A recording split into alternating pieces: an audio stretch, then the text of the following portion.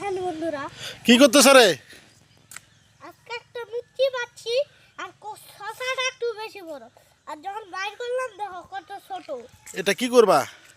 খাবো নুন দিয়ে। লবণ দিয়ে খাবা? হুম, এটা খায়? নরম দিয়ে আমি খাই। এটা কি জিনিস? মুচি। কাঁঠালের বাচ্চা?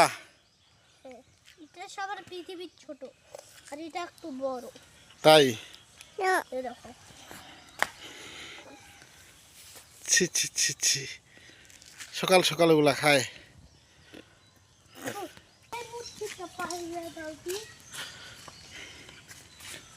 এই ওই মুচিটা